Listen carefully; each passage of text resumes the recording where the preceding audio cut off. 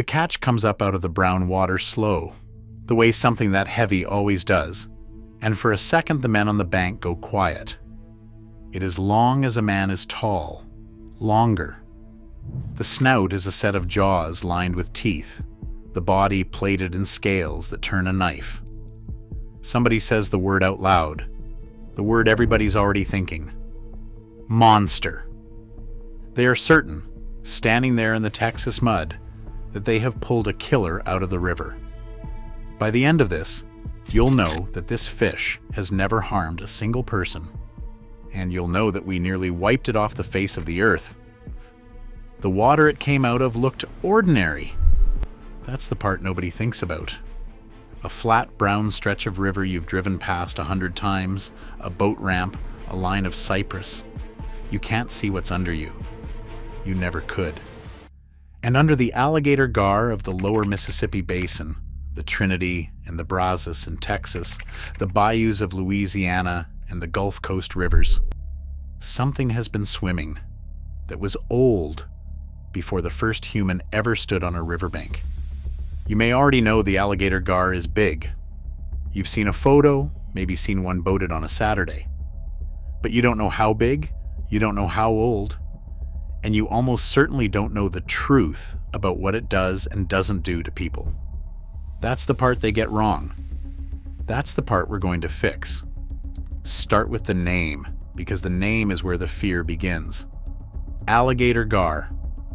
Even the name tells you to be afraid, and it earns the first half of it. The broad, flat snout really does look like a gator's, and inside that snout is not one row of teeth but two, an outer row and an inner row, set back in the roof of the mouth. When one of these fish rolls at the surface and shows you that head, every instinct you have says predator, says danger, says get the children back from the water. If you fish these waters, subscribe, and answer me this while you're here, because I want to know. Which river do you fish, and have you ever seen a gar? Drop your river below. Somebody reading this has a story about the biggest one they ever saw, and I want to hear it. Here's what that terrifying head is actually attached to. A fish that has been on this planet in something very close to this exact form for more than 100 million years. The gar family goes back further still, past 200 million years, back into the time of the dinosaurs and before. When the great reptiles walked the floodplains that would one day become the American South, gar were already in the water beneath them. They watched the whole thing. The rise, the extinction, the ice, the arrival of everything that came after. Biologists have a phrase for a creature like this. They call it a living fossil, and for once, the phrase is not an exaggeration. It survived because it is built to survive. The alligator gar can breathe air. It has a swim bladder connected to its throat that works like a crude lung, so when a Texas summer turns a backwater warm and stale and starves it of oxygen, the gar simply rolls up to the surface and gulps the sky. Water that would kill a bass barely inconveniences it. That's how a thing lasts 100 million years. It refuses to need what everything else needs. And it grows. This is where the size stops being a fish story and starts being a matter of record. A grown alligator gar can reach 8 feet and better than 300 pounds. Some accounts push toward 10 feet. For a long time, those numbers sounded like the kind of thing a man says, with his hands getting wider as the night goes on. Then people started weighing them on certified scales, and the fish stories turned out to be conservative. On September 2nd, 2023, a Kentucky angler named Art Weston was fishing Sam Rayburn Lake in East Texas, the big impoundment of the Angelina River up near the Louisiana line, with a guide named Kirk Kirkland. What Weston pulled up that day was 100 inches long, 48 inches around, 283 pounds. It set the rod and reel record for the species, breaking a mark that had stood since 1951. Kirkland guessed the fish might have been close to 100 years old. Think about that. A fish that was already swimming when your grandparents were young, hauled up into the daylight for the first time in its long life. And that catch, as big as it was not the biggest. The biggest came out of Mississippi. Valentine's Day, 2011. A commercial fisherman named Kenny Williams was running his nets on Lake Chotard, up in Issaquena County in the Delta, working alone the way he always did, hauling buffalo fish. On the last net of the day, his line snagged on something he figured was a log. It was not a log. Tangled in the mesh was an alligator gar that weighed 327 pounds and measured 8 feet 5 inches. The largest ever recorded anywhere by anyone. Williams grabbed it by the gills and wrestled it into a 16-foot aluminum boat by himself, nearly capsized doing it, and by the time he got to shore, the ancient fish had died. Wildlife biologists put its age between 50 and 70 years. It hangs today in a museum in Jackson. So the size is real. Everything your fear tells you about this animal, the size confirms. Which is exactly why what comes next is so hard for people to accept. This is the moment to subscribe. Because what I'm about to tell you is the part people flat refuse to believe.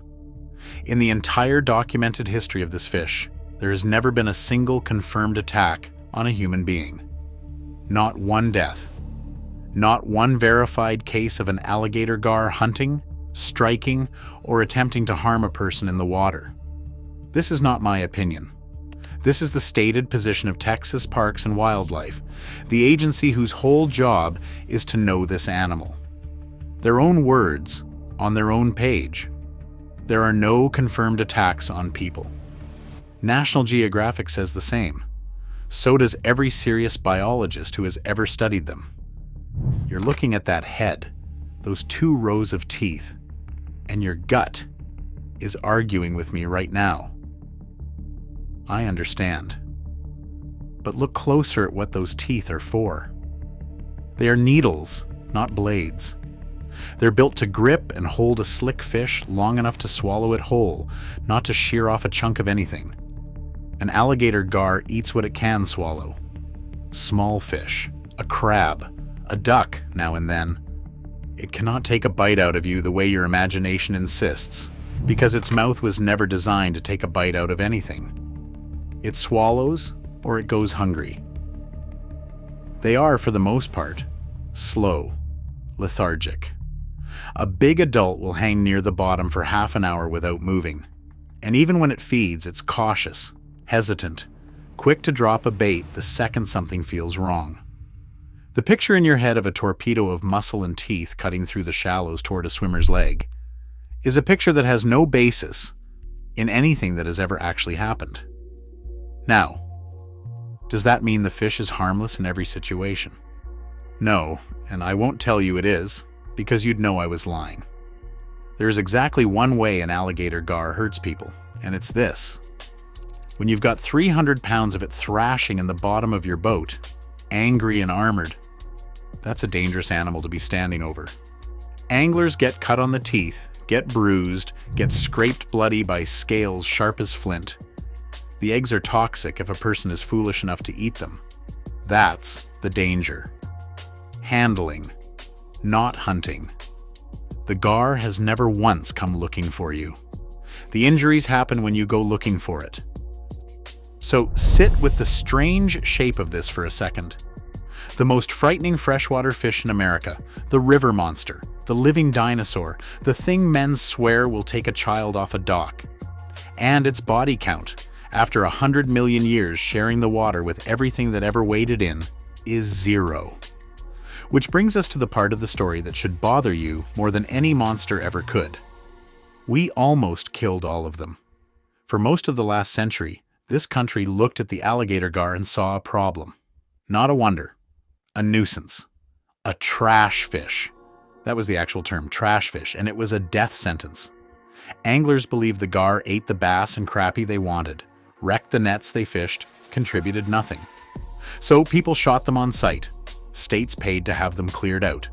Gar were dynamited, netted, gunned down off bridges, hauled up and left to rot on the bank because somebody decided a fish that had outlasted the dinosaurs wasn't worth the water it swam in. And while we were shooting them, we were quietly doing something far worse. We were taking away the one thing they needed to make more of themselves. An alligator gar can only spawn in flooded vegetation, out on a river's floodplain, when the spring water rises up over the grass and the timber the way it did for millions of years. That flood is the nursery. No flood, no next generation. So, when we walled our rivers off with levees and cut them into pieces with dams, when the Army Corps straightened the Trinity's bends and locked the Mississippi behind its embankments, we didn't just change the map. We severed the fish from the flooded ground where its whole future was supposed to happen. A gar can live 70 years and never once get the chance to reproduce, waiting on a flood that our engineering will never let reach it. Add it up. Bounties, culling, unregulated slaughter, and a river system rebuilt so its babies had nowhere to be born. And the alligator gar vanished from state after state. Gone from Illinois. Gone from Iowa, from Ohio, from Nebraska, from Kansas. Extirpated, the biologists say, which is a clean, scientific word for a thing that used to be here and now is not, because of us. 100-million-year survivor, erased from half its range inside a couple of human lifetimes. The surface stayed brown and ordinary the whole time. You'd have driven past those rivers and never known anything was missing. Then, slowly, the thinking started to turn. A fisheries biologist made the case, back in the early 90s, that the trash fish was nothing of the kind, that it was a native apex predator that belonged in these waters and helped hold them in balance. Others followed. And now, instead of clearing the alligator gar out, we are trying to bring it back. U.S. Fish and Wildlife Service runs restoration work up and down the lower Mississippi Valley. Missouri has been restocking gar near the Big River for years, partly because this old predator turns out to be one of the few things that will eat the invasive carp choking our waterways. In Texas, the Trinity River below Dallas has become the most famous alligator gar water on Earth, and the state guards it now, one fish a day, a lottery just to keep a big one, so we don't lose again what we so nearly lost the first time. Here's the part almost nobody says out loud. Those giant record fish, the 283-pounder, the 327-pounder, the flood of new records in just the last few years. They are not proof that the gar are suddenly getting bigger. The giants were always down there. Females mostly, because the females grow largest, some of them older than the men who catch them. The records are new for one reason only. We finally started looking at a fish we spent a century refusing to see. The awe was in the water the whole time. We were the ones who weren't ready for it. So the next time you're standing on a bank on the Trinity, or the Brazos, or some no-name bayou off the lower Mississippi, and the water in front of you looks flat and brown and ordinary, remember what ordinary hides. Down there, under a surface that gives away nothing, something that watched the dinosaurs die is still holding on. It never wanted anything from you. It survived 100 million years, and then it survived us, which may have been the harder trick of the two. Which river do you fish, and have you ever seen one roll? Drop your river below, and tell me the biggest gar you have ever laid eyes on. And if you want to know what else is swimming in the water you thought you knew, there is another one waiting for you right here on Predator Waters.